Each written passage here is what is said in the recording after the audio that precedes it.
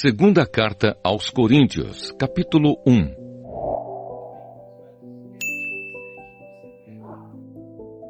Saudação. Eu, Paulo, apóstolo de Cristo Jesus, pela vontade de Deus, escrevo junto com o nosso irmão Timóteo esta carta à Igreja de Deus que está na cidade de Corinto, e também a todo o povo de Deus espalhado por toda a província da Acaia. Que a graça e a paz de Deus, o nosso Pai, e do Senhor Jesus Cristo estejam com vocês. A ajuda de Deus nos sofrimentos. Louvado seja o Deus e Pai do nosso Senhor Jesus Cristo, o Pai bondoso, o Deus de quem todos recebem ajuda.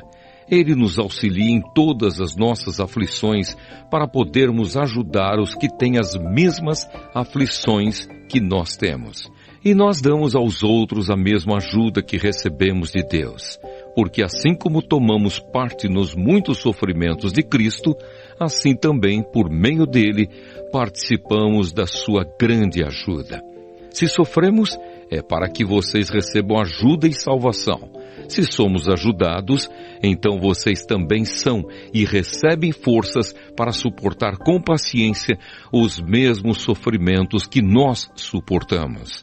Desse modo, a esperança que temos em vocês está firme, pois sabemos que, assim como vocês tomam parte nos nossos sofrimentos, assim também recebem a ajuda que Deus dá. Irmãos, queremos que saibam das aflições pelas quais passamos na província da Ásia. Os sofrimentos que suportamos foram tão grandes e tão duros que já não tínhamos mais esperança de escapar de lá com vida. Nós nos sentíamos como condenados à morte, mas isso aconteceu para que aprendêssemos a confiar não em nós mesmos, e sim em Deus, que ressuscita os mortos. Ele nos salvou e continuará a nos salvar desses terríveis perigos de morte. Sim, nós temos posto nele a nossa esperança, na certeza de que ele continuará a nos salvar enquanto vocês nos ajudam orando por nós. Assim Deus responderá às muitas orações feitas em nosso favor e nos abençoará, e muitos lhe agradecerão as bênçãos que ele nos dará. Paulo muda os seus planos. É disto que temos orgulho. A nossa consciência nos afirma que a nossa maneira de viver no mundo, e especialmente em relação a vocês, tem sido dirigida pela fraqueza e sinceridade que Deus nos dá e também pelo poder da sua graça e não pela sabedoria humana. Pois escrevemos a vocês somente o que vocês podem ler e entender. Agora vocês nos entendem só em parte, mas espero que cheguem a nos compreender completamente para que no dia do nosso Senhor Jesus, vocês tenham orgulho de nós, como nós temos de vocês. Eu estava tão certo de tudo isso, que no início fiz planos para ir visitar vocês, a fim de que vocês pudessem ser abençoados mais uma vez. De fato, eu estava pensando em visitá-los na minha ida para a província da Macedônia e também na volta, a fim de conseguir ajuda para a minha viagem à Judéia. Será que fui irresponsável quando resolvi fazer isso? Será que, ao fazer os meus planos, penso somente nos meus próprios interesses e por isso digo sim, sim e não, não ao mesmo tempo? Em nome de Deus, que é verdadeiro, o que prometi a vocês não foi um sim e um não ao mesmo tempo, pois Jesus Cristo, o Filho de Deus, que foi anunciado entre vocês por Silas, por Timóteo e por mim mesmo, não é sim e não ao mesmo tempo. Pelo contrário, ele é o sim de Deus, porque é o sim de todas as promessas de Deus. Por isso dizemos amém, por meio de Jesus Cristo, para a glória de Deus. Pois é o próprio Deus que nos dá, a nós e a vocês, a certeza de que estamos unidos com Cristo. E foi Deus quem nos separou para si mesmo. Como dono, Ele pôs a sua marca em nós e colocou no nosso coração o Espírito Santo, que é a garantia das coisas que Ele guarda para nós. eu chamo Deus como minha testemunha. Ele conhece o meu coração. A fim de evitar aborrecimentos para vocês, resolvi não ir até Corinto. Não estamos querendo mandar na sua fé, pois vocês estão firmes na fé. Pelo contrário, queremos trabalhar com vocês para que vocês sejam mais felizes ainda. Segunda carta aos Coríntios, capítulo 2. Portanto, para não entristecê-los de novo, eu resolvi não ir ver vocês. Pois se eu entristeço vocês, então quem vai me alegrar? Somente vocês a quem tenho entristecido. Foi por isso que escrevi aquela carta. O motivo foi que eu não queria ir e ser entristecido pelas próprias pessoas que deveriam me alegrar. Pois eu tenho a certeza de que, quando estou feliz, vocês todos também estão. Eu escrevi aquela carta muito preocupado e triste e derramando muitas lágrimas. Porém, não escrevi para fazer com que vocês ficassem tristes, mas para que soubessem do grande amor que tenho por todos vocês. O perdão para o arrependido. Mas se alguém fez com que alguma pessoa ficasse triste, não fez isso a mim, mas sim a vocês, ou pelo menos a alguns de vocês. Escrevo assim para não ser muito duro com esse homem. Basta o castigo que a maioria já deu a ele. Agora vocês devem perdoá-lo e animá-lo para que ele não fique tão triste que acabe caindo no desespero. Por isso peço que façam com que ele tenha a certeza de que vocês o amam. E foi por isso também que escrevi aquela carta. Eu queria pôr vocês à prova e saber se estão sempre prontos a obedecer aos meus ensinos. Quando vocês perdoam alguém, eu também perdoo. Porque quando eu perdoo, se é que de fato tenho alguma coisa a perdoar, faço isso por causa de vocês, na presença de Cristo, a fim de que Satanás não se aproveite de nós, pois conhecemos bem os planos dele. A preocupação de Paulo em Troade. Quando cheguei à cidade de Troade para anunciar o Evangelho de Cristo, vi que o Senhor me havia aberto o caminho para o trabalho ali. Mas eu estava muito preocupado porque não tinha conseguido encontrar o nosso irmão Tito. Por isso me despedi dos irmãos dali e fui para a província da Macedônia. Vitória por meio de Cristo. Mas dou graças a Deus porque, unidos com Cristo, somos sempre conduzidos por Deus como prisioneiros no desfile de vitória de Cristo.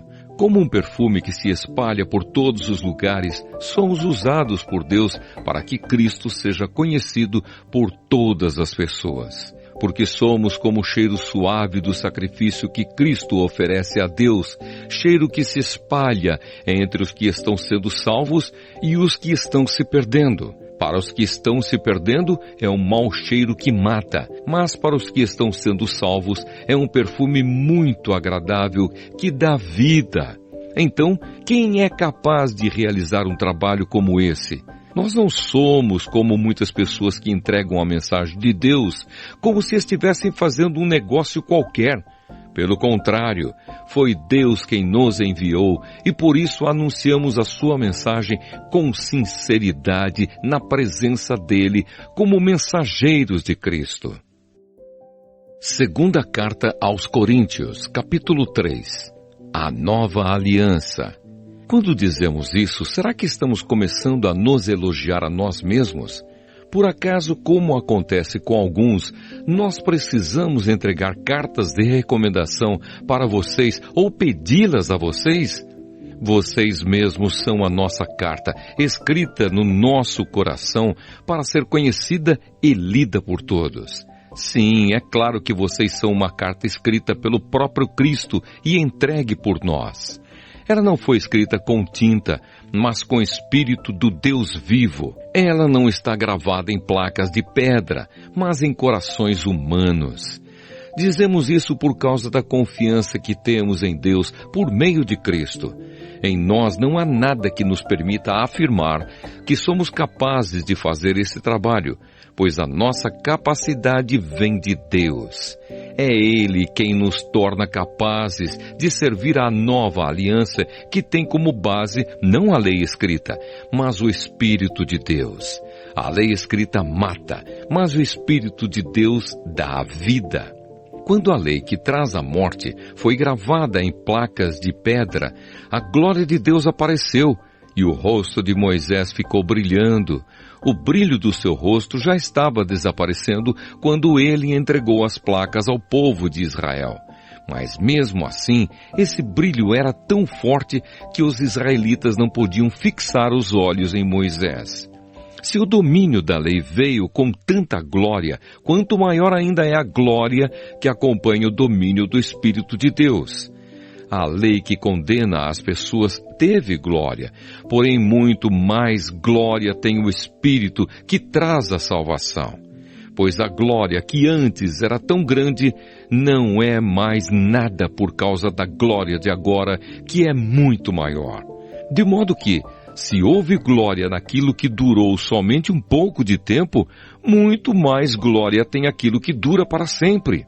E porque temos essa esperança, agimos com toda a confiança.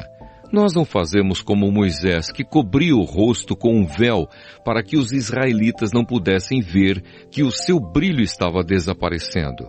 Mas eles não queriam compreender, e até hoje, quando eles leem os livros da antiga aliança, a mente deles está coberta com o mesmo véu.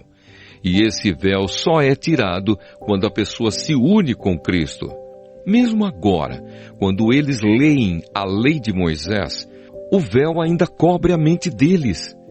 Mas o véu pode ser tirado, como dizem as Escrituras Sagradas. O véu de Moisés foi tirado quando ele se voltou para o Senhor.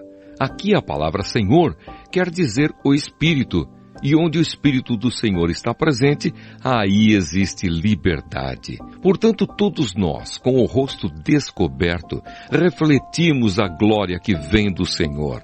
Essa glória vai ficando cada vez mais brilhante e vai nos tornando cada vez mais parecidos com o Senhor, que é o Espírito. Segunda Carta aos Coríntios, capítulo 4. Tesouros espirituais em potes de barro. Deus, na sua misericórdia, nos deu essa tarefa, e é por isso que nunca ficamos desanimados. Nós rejeitamos tudo que é feito escondido e tudo que é vergonhoso. Não agimos de má fé, nem falsificamos a mensagem de Deus. Pelo contrário, agimos sempre abertamente, de acordo com a verdade. E assim as pessoas têm uma boa impressão de nós que vivemos na presença de Deus. Porque se o evangelho que anunciamos está escondido somente para os que estão se perdendo. Eles não podem crer, pois o Deus deste mundo conservou a mente deles na escuridão. Ele não os deixa ver a luz que brilha sobre eles, a luz que vem da boa notícia a respeito da glória de Cristo, o qual nos mostra como Deus realmente é.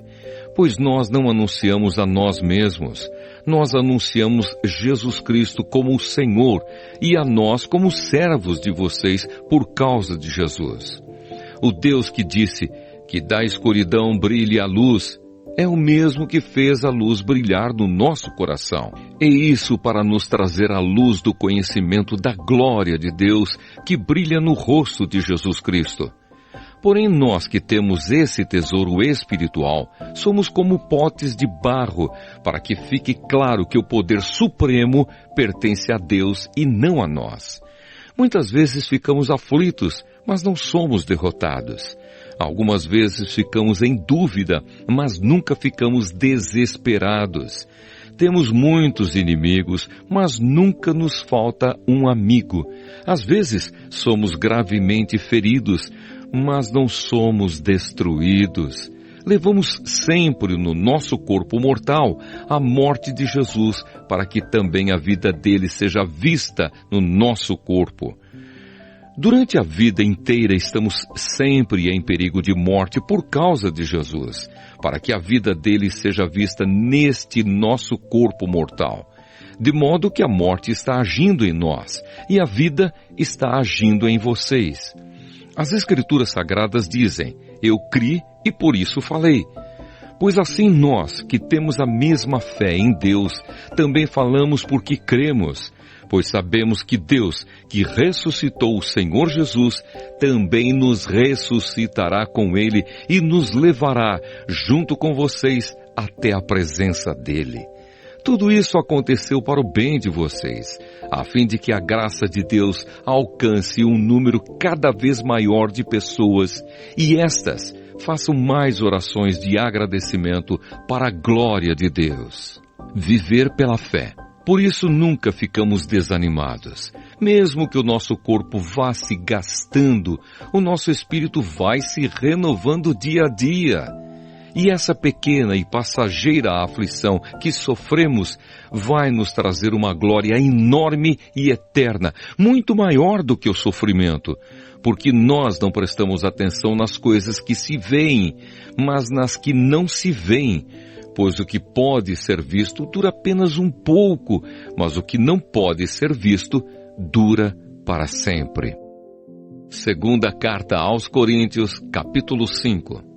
De fato, nós sabemos que quando for destruída esta barraca em que vivemos, que é o nosso corpo aqui na terra, Deus nos dará para morarmos nela uma casa no céu. Essa casa não foi feita por mãos humanas, foi Deus quem a fez, e ela durará para sempre. Por isso gememos enquanto vivemos nesta casa de agora, pois gostaríamos de nos mudarmos já para nossa nova casa no céu. Aquela casa será o nosso corpo celestial, e quando nos vestirmos com ele, não ficaremos sem corpo. Gememos aflitos enquanto vivemos nesta barraca, que é o nosso corpo. Isso não é porque queiramos ficar livres do nosso corpo terreno. O que desejamos é receber o corpo celestial para que a vida faça com que o que é mortal desapareça.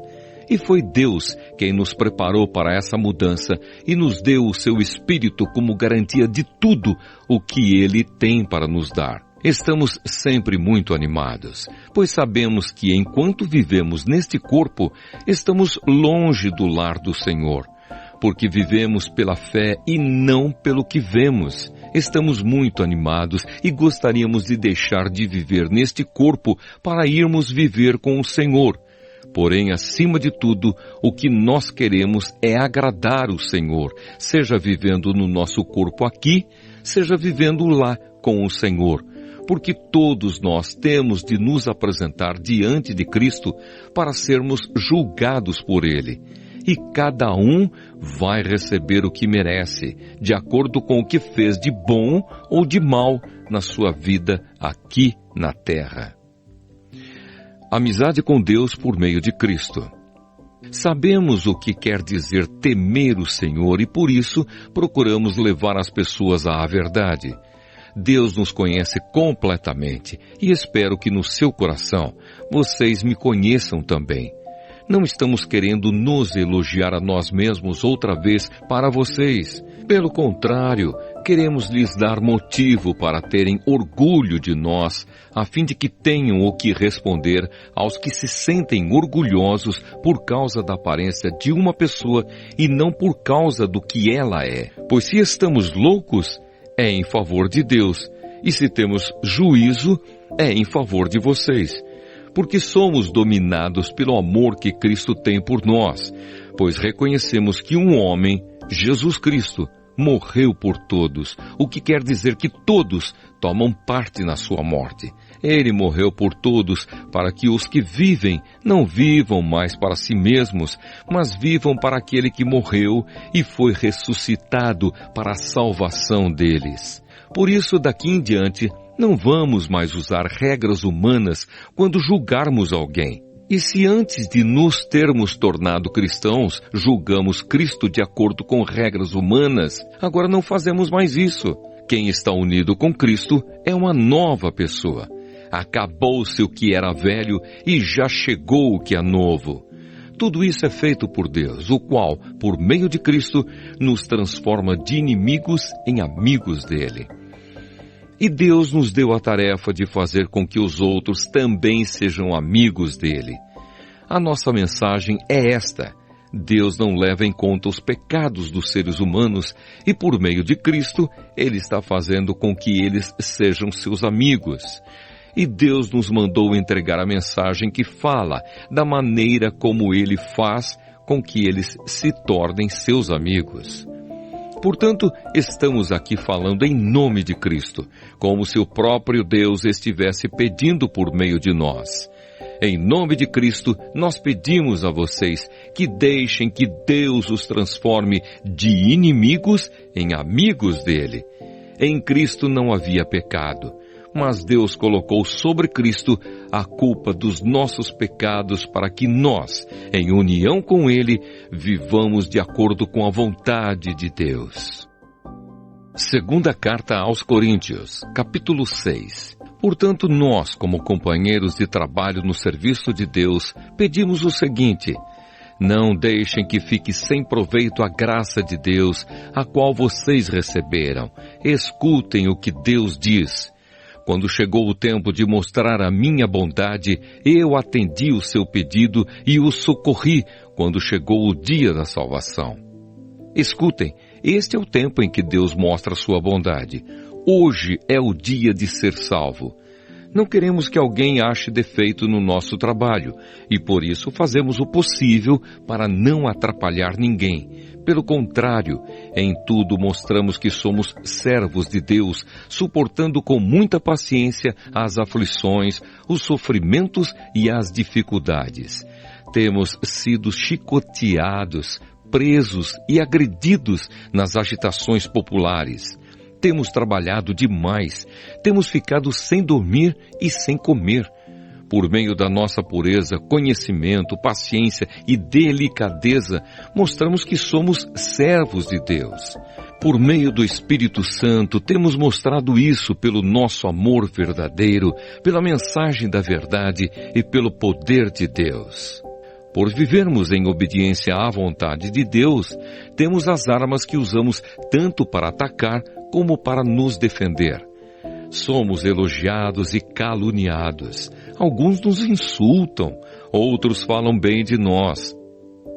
Somos tratados como mentirosos, mas falamos a verdade. Somos tratados como desconhecidos, embora sejamos bem conhecidos de todos. Somos tratados como se estivéssemos mortos. Mas, como vocês estão vendo, continuamos vivos. Temos sido castigados, mas não fomos mortos. Às vezes ficamos tristes, outras vezes ficamos alegres. Parecemos pobres, mas enriquecemos muitas pessoas. Parece que não temos nada, mas na verdade possuímos tudo. Queridos amigos de Corinto, temos falado francamente e temos aberto completamente o nosso coração para vocês. Não temos fechado o nosso coração. Vocês é que têm fechado o coração de vocês para nós. Eu falo com vocês como se vocês fossem meus filhos.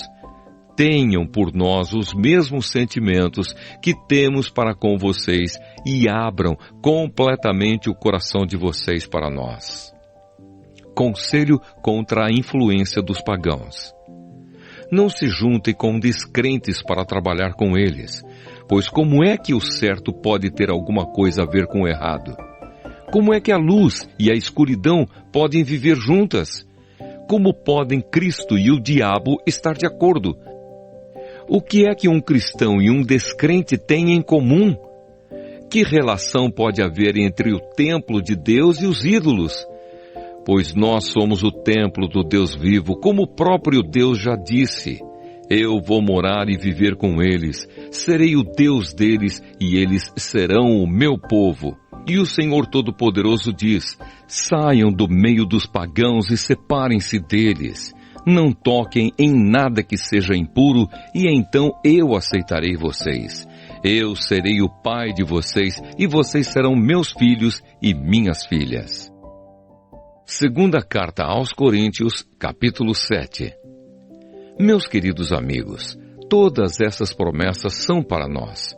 Por isso, purifiquemos a nós mesmos de tudo que torna impuro nosso corpo e a nossa alma. E temendo a Deus, vivamos uma vida completamente dedicada a Ele. A alegria de Paulo. Deem um lugar para nós no coração de vocês. Nós não prejudicamos ninguém, não causamos a desgraça de ninguém e não procuramos tirar vantagem de ninguém. Não digo isso para condenar vocês, pois como eu disse antes, vocês são tão amados por nós que estamos sempre juntos, tanto para morrer como para viver. Tenho muita confiança em vocês e me orgulho de vocês. No meio de todas as nossas aflições, eu continuo muito animado e cheio de alegria. Mesmo depois de termos chegado à província da Macedônia, não descansamos nada. Em todos os lugares houve problemas, lutas com os de fora e medo no nosso coração. Porém Deus, que anima os desanimados, nos animou com a chegada de Tito. E não foi somente a chegada dele que nos animou, mas também a informação dada por ele de que vocês o animaram. Ele contou que vocês estão com saudade de mim e disse que estão muito tristes e estão prontos para me defender. Por isso agora estou mais feliz ainda. Não me arrependo de ter escrito aquela carta, embora vocês tenham ficado tristes por causa dela. Quando soube que a carta os deixou tristes por algum tempo, eu poderia ter ficado arrependido, mas agora estou alegre, não porque vocês ficaram tristes, mas porque aquela tristeza fez com que vocês se arrependessem. Aquela tristeza foi usada por Deus e assim nós não causamos nenhum mal a vocês. Pois a tristeza que é usada por Deus produz o arrependimento que leva à salvação. E nisso não há motivo para alguém ficar triste. Mas as tristezas deste mundo produzem a morte. Vocês suportaram a tristeza da maneira que agrada a Deus. E vejam agora os resultados. Isso fez com que vocês levassem a sério o assunto e resolvessem se defender. Fez também com que vocês ficassem zangados e com medo. Depois ficaram com vontade de me ver e resolveram castigar o culpado. Em tudo isso, vocês mostraram que não tiveram nenhuma culpa naquele caso.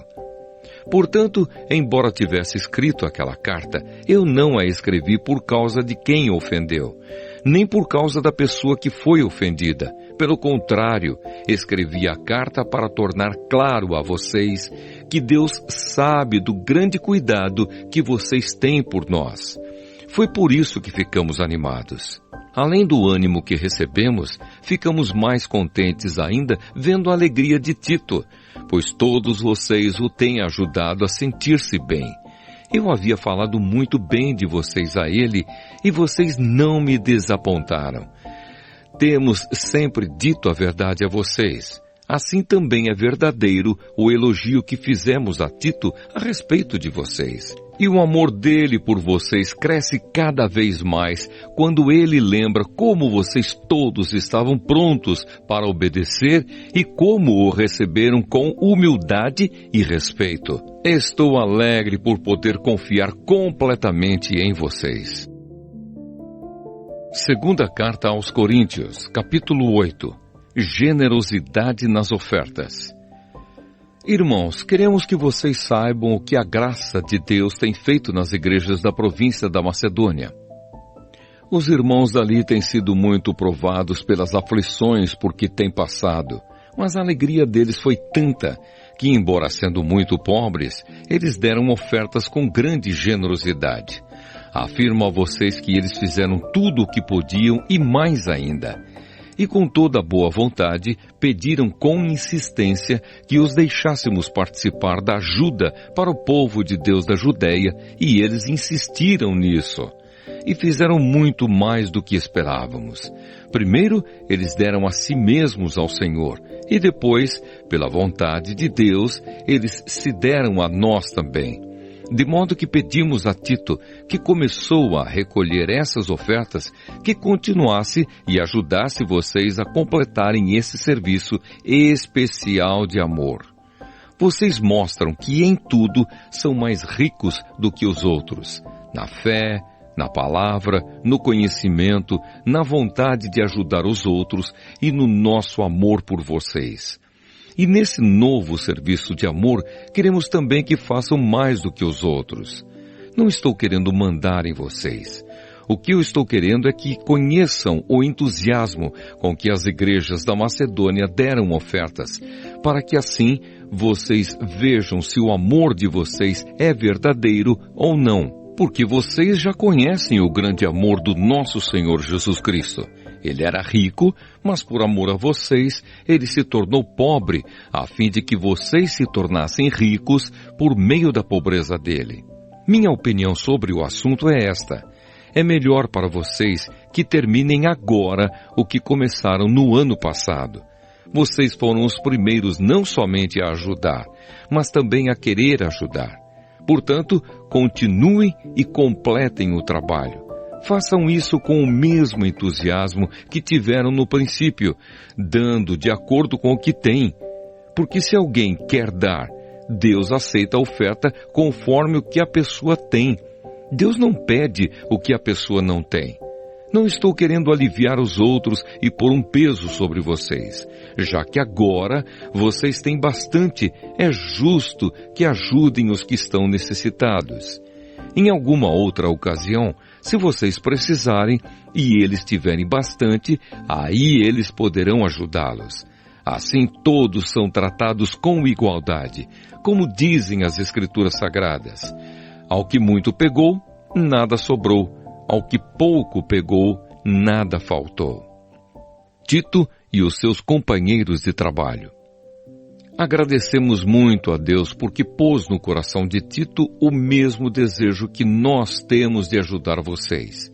Ele aceitou o nosso pedido e, como quer ajudá-los, resolveu ir com toda a boa vontade encontrar-se com vocês.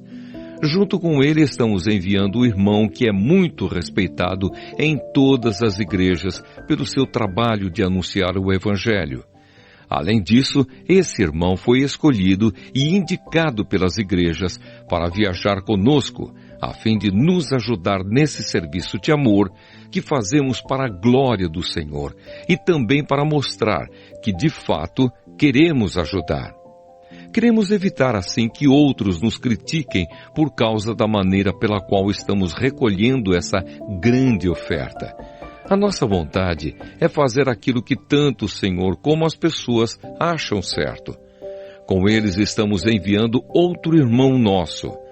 Muitas vezes o pusemos à prova e assim sabemos que ele está sempre pronto para ajudar. E agora que ele tem tanta confiança em vocês, está com muito mais vontade ainda de auxiliar. A respeito de Tito, afirmo que ele é meu companheiro de trabalho na ajuda que dou a vocês. E quanto aos outros irmãos que vão com ele, são representantes das igrejas e trazem glória para Cristo. Por isso, para que as outras igrejas fiquem sabendo, mostrem a esses irmãos que vocês os amam e que nós temos razão de elogiar vocês. Segunda Carta aos Coríntios, capítulo 9. Ofertas para os cristãos da Judéia. A respeito do auxílio que vocês estão mandando ao povo de Deus na Judéia, de fato, não tenho nada que escrever a vocês. Sei que estão querendo ajudar e por isso eu os tenho elogiado para os irmãos da província da Macedônia. Eu disse que vocês, os irmãos que moram na província da Acaia, já estavam dispostos a ajudar desde o ano passado. A maioria deles ficou muito animada com a boa vontade de vocês. Agora estou enviando estes irmãos para que não fique sem valor o elogio que fiz a respeito de vocês sobre esse assunto. Mas, como eu disse, vocês estarão prontos para ajudar. Porém, se alguns irmãos da Macedônia forem comigo e não os encontrarem preparados, isso vai ser uma vergonha para nós, que tivemos tanta confiança em vocês. E sem falar na vergonha que vocês mesmos vão sentir. Por isso achei que era preciso pedir aos irmãos que fossem antes de mim para preparar a oferta que vocês prometeram. E assim, quando eu chegar aí, ela já estará pronta e todos ficarão sabendo que vocês deram ofertas porque quiseram e não porque foram obrigados. Lembrem disto, quem planta pouco, colhe pouco. Quem planta muito, colhe muito. Que cada um dê a sua oferta conforme resolveu no seu coração, não com tristeza nem por obrigação, pois Deus ama quem dá com alegria. E Deus pode dar muito mais do que vocês precisam para que vocês tenham sempre tudo o que necessitam. E ainda mais do que o necessário para fazerem todo tipo de boas obras, como dizem as Escrituras Sagradas. Ele dá generosamente aos pobres e a sua bondade dura para sempre. E Deus, que dá a semente para semear e o pão para comer, também dará a vocês todas as sementes que vocês precisam. Ele fará com que elas cresçam e deem uma grande colheita, como resultado da generosidade de vocês. Ele fará com que vocês sejam sempre ricos, para que possam dar com generosidade. E assim muitos agradecerão a Deus a oferta que vocês estão mandando por meio de nós. Porque isso que vocês fazem não somente ajuda o povo de Deus que está necessitado, mas também faz com que eles façam muitas orações de gratidão a Deus. Eles darão glória a Deus, pois esse serviço que vocês estão prestando mostra a eles como vocês são dedicados ao Evangelho de Cristo, que vocês aceitam e seguem. E eles também darão glória a Deus pela oferta generosa que vocês estão dando a eles e a todos os outros. E eles orarão com muito carinho por vocês, por causa do imenso amor que Deus tem mostrado a vocês. Agradecemos a Deus o presente que Ele nos dá, um presente que palavras não podem descrever. Segunda carta aos Coríntios, capítulo 10. A autoridade de Paulo como apóstolo. Dizem que eu sou humilde quando estou com vocês, mas duro quando estou longe. Pois eu, Paulo, faço este apelo a vocês em nome de Cristo, que foi carinhoso e bondoso. Quando eu for aí, não me obriguem a ser duro, pois eu tenho certeza de que posso agir com dureza contra os que afirmam que fazemos as coisas por motivos humanos. É claro que somos humanos, mas não lutamos por motivos humanos. As armas que usamos na nossa luta não são do mundo, são armas poderosas de Deus, capazes de destruir fortalezas. E assim, destruímos ideias falsas e também todo orgulho humano que não deixa que as pessoas conheçam a Deus. Dominamos todo o pensamento humano e fazemos com que ele obedeça a Cristo. E quando vocês provarem que são obedientes, estaremos prontos para castigar qualquer desobediência. Vocês julgam as coisas pela aparência. Se uma pessoa tem certeza de que pertence a Cristo, deve pensar de novo a respeito disso, pois nós também pertencemos a Cristo tanto quanto essa pessoa. O Senhor Jesus me deu autoridade sobre vocês, não para destruí-los, mas para fazê-los crescer espiritualmente. E embora eu tenha me orgulhado um pouco demais da minha autoridade, não tenho nada de que me envergonhar. Não quero que pareça que estou tentando assustar vocês com as minhas cartas. Alguém vai dizer: as cartas de Paulo são severas e duras, mas quando ele está conosco é tímido e quando fala é um fracasso. Porém, essa pessoa deve saber que não existe diferença entre o que escrevemos nas cartas quando estamos longe e o que fazemos quando estamos aí com vocês. É claro que não nos atrevemos a nos igualar ou a nos comparar com aqueles que pensam que são tão importantes. Como são ignorantes! Primeiro eles resolvem quais as medidas que irão usar para se medir e depois eles se julgam de acordo com essas mesmas medidas.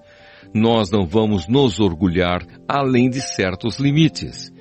Deus é quem põe os limites no nosso campo de trabalho. E Ele nos deixou chegar até vocês em Corinto. Desde que vocês estão dentro desses limites, não fomos além deles quando chegamos até aí levando o Evangelho de Cristo. Assim não nos orgulhamos do trabalho que outros têm feito em lugares que vão além dos limites que Deus nos deu. Pelo contrário, esperamos que a fé que vocês têm possa crescer e que nós possamos fazer um trabalho ainda maior entre vocês, sempre dentro dos limites que Deus tem posto para nós. Então poderemos anunciar o Evangelho em outras regiões, além daquela onde vocês moram. Isso sem entrar em campos de outras pessoas, para não nos orgulharmos do trabalho feito por elas. Como dizem as Escrituras Sagradas, quem quiser se orgulhar, que se orgulhe daquilo que o Senhor faz, pois a pessoa só é aprovada quando o Senhor a aprova, e não quando é aprovada por si mesma. Segunda carta aos Coríntios, capítulo 11. Paulo e os falsos apóstolos. Eu gostaria que vocês me suportassem mesmo quando sou um tanto louco. Por favor, me suportem. O mesmo zelo que Deus tem por vocês, eu também tenho, porque vocês são como uma virgem pura que eu prometi dar em casamento somente a um homem, que é Cristo. Pois assim como Eva foi enganada pelas mentiras da cobra, eu também tenho medo de que a mente de vocês seja corrompida e vocês abandonem a devoção sincera e pura a Cristo. Porque vocês suportam com alegria qualquer um que chega e anuncia um Jesus diferente daquilo que nós anunciamos, e aceitam um Espírito e um Evangelho completamente diferentes do Espírito de Deus e do Evangelho que receberam de nós. Eu não acho que tenho menos valor do que esses tais superapóstolos.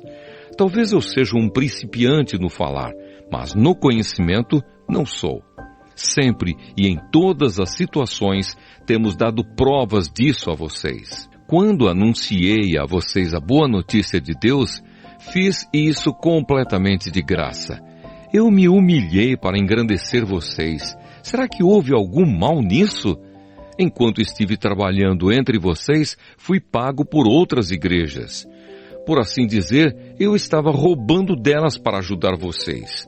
E durante o tempo em que estive com vocês, quando precisava de alguma coisa, não incomodava ninguém, pois os irmãos que vieram da Macedônia me trouxeram tudo o que eu precisava. O que aconteceu no passado e acontecerá no futuro é isto: eu nunca exigirei que vocês me ajudem. Pela verdade de Cristo, a qual está em mim, eu garanto que ninguém, em nenhum lugar da Acaia, tirará de mim este orgulho de anunciar o Evangelho sem cobrar nada. Por que estou dizendo isso? Será que é porque não amo vocês? Deus sabe que os amo. O que estou fazendo agora, vou continuar a fazer a fim de evitar que aqueles tais apóstolos tenham motivo para se gabar e dizer que fazem um trabalho igual ao nosso. Aqueles homens são apóstolos falsos e não verdadeiros. Eles mentem a respeito dos seus trabalhos e se disfarçam, apresentando-se como verdadeiros apóstolos de Cristo. E isso não é de admirar, pois até Satanás pode se disfarçar e ficar parecendo um anjo de luz. Portanto, não é nada demais que os servidores dele se disfarcem, apresentando-se como pessoas que fazem o bem. Mas no fim, eles receberão exatamente o que as suas ações merecem. Os sofrimentos de Paulo como apóstolo.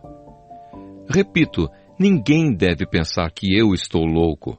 Mas se vocês pensam isso, então me recebam como louco, para que assim eu tenha alguma pequena coisa de que me gabar. De fato, o que estou dizendo agora não é o que o Senhor me mandou dizer. Quanto a eu me gabar, estou realmente falando como louco, já que existem tantas pessoas que se gabam por motivos apenas humanos, eu também vou me gabar de mim mesmo. Vocês são tão sábios e suportam de boa vontade os loucos, toleram os que mandam em vocês e exploram vocês, toleram os que os enganam, os que os tratam com desprezo e os que lhes dão bofetadas. Tenho até vergonha de confessar que nós fomos tímidos demais e não fomos capazes de fazer coisas como essas. Mas se os outros se atrevem a se gabar de alguma coisa, eu também vou me atrever, embora isso seja uma loucura. Eles são hebreus? Eu também sou. Eles são israelitas? Eu também sou. Eles são descendentes de Abraão? Eu também sou. Eles são servos de Cristo? Mas eu sou um servo melhor do que eles, embora ao dizer isso, eu esteja falando como se fosse louco, pois eu tenho trabalhado mais do que eles e tenho estado mais vezes na cadeia. Tenho sido chicoteado muito mais do que eles e muitas vezes estive em perigo de morte.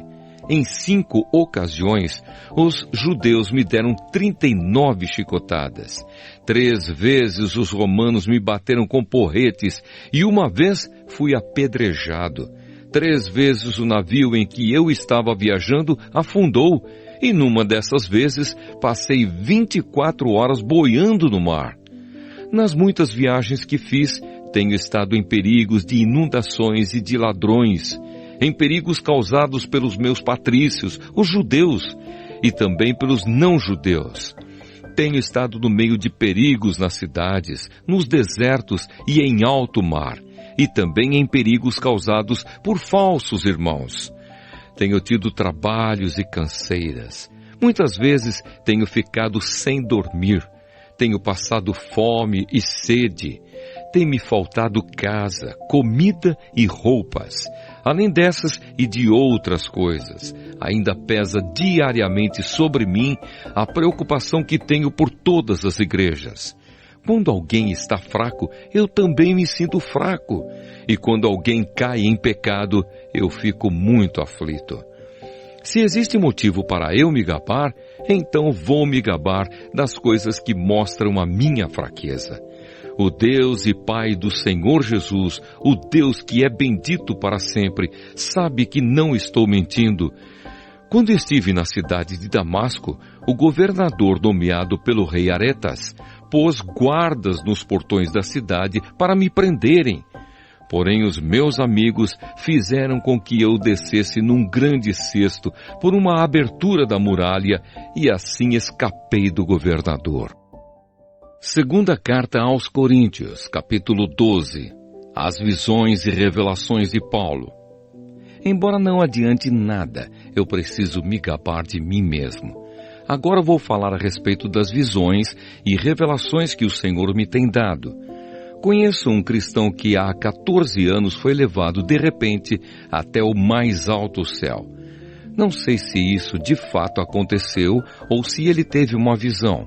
Somente Deus sabe. Repito, sei que esse homem foi levado de repente ao paraíso. Não sei se isso de fato aconteceu ou se foi uma visão. Somente Deus sabe. E ali ele ouviu coisas que palavras humanas não conseguem contar.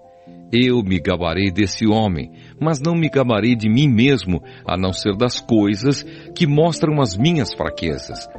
No entanto, se eu quisesse me gabar de mim mesmo, isso não seria uma loucura, porque estaria dizendo a verdade.